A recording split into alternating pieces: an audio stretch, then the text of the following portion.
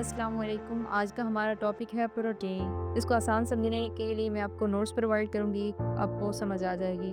Protein क्या है कि the proteins are extremely complicated molecules. Protein जो है वो एक पेचीदा मॉलिक्यूल्स हैं एंड आर नाइट्रोजीनियस कंपाउंड, जिनके अंदर नाइट्रोजीनियस कंपाउंड होते हैं। प्रोटीन का कोई भी आप स्ट्रक्चर उठा के देख लो, उसके अंदर नाइट्रोजीनियस कंपाउंड होते हैं। Made up of variable number of amino acids joined to each other by a specific type of covalent bond। यानी कि प्रोटीन बनते कैसे हैं, इसके अंदर होते हैं अमाइनो एसिड्स जो कि जुड़े हुए होते हैं एक दूसरे से एक specific type of covalent bond के जरिए, जिसको आप पेप्टाइड बॉन्ड या पेप्टाइडल लिंकेज कहते हैं। फिर इसकी डेरिवेशन की बात करते हैं कि the name protein drive from Greek प्रोटियोस।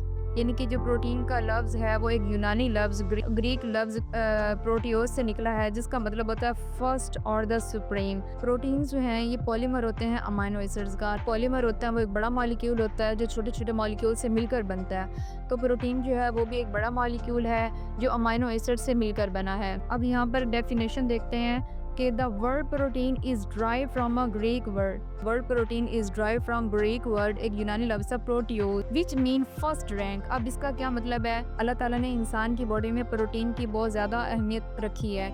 देखिए, अगर कोई इंसान 3 दिन से खाना नहीं खाता है तो आपकी बॉडी में सबसे पहले कार्बोहाइड्रेट टूटना शुरू होंगे और वो आपकी बॉडी को एनर्जी प्रोवाइड करेंगे। जब कार्बोहाइड्रेट फिनिश्ड हो जाएंगे तो फिर आपकी बॉडी से चिकनाई टूटेगी, यानी कि लिपिड्स वो टूटेंगे, वो आपकी बॉडी को एनर्जी प्रोवाइड करेंगे। और फिर अगर वो लिपिड्स भी ख़त्म हो जाते हैं तो फिर बारी आती है प्रोटीन की।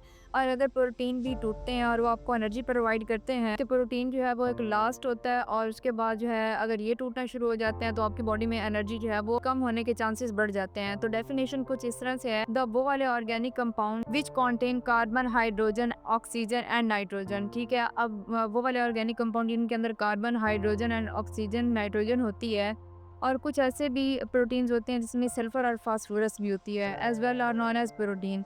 दे are the polymer of amino acids. Protein जो है वो एक बड़ा मॉलिक्यूल है अमाइनो एसिड का, यानी कि अमाइनो एसिड्स जो है वो मिलकर प्रोटीन का एक बड़ा मॉलिक्यूल बनाते हैं।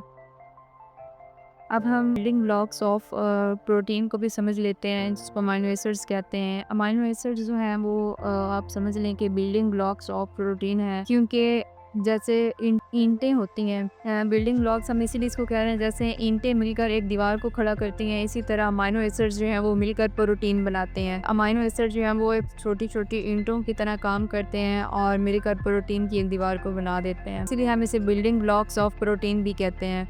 तो इसकी डेफिनेशन जो है, the organic compound which contain 2 functional group. Amino acid जो है इसके अंदर 2 फंक्शनल ग्रुप्स होते हैं। इसमें से फर्स्ट कार्बोक्सिलिक एसिड, दूसरा जो है वो अमाइनो ग्रुप होता है जो कि अटैच्ड होता है सेम कार्बन एटम्स के साथ, are known as amino acid. इसका जनरल फार्मूला देखते हैं।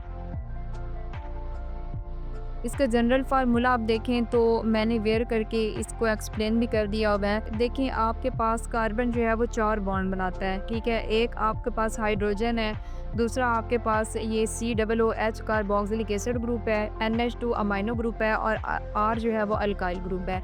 अब होता ये है कि functional group as it is ही रहेंगे, लेकिन R की जगह जो है वो चेंज होती रहेगी। जब R की जगह आप कोई और चीज़ लगाते हैं तो उसका नाम ही चेंज हो जाएगा, ठीक है।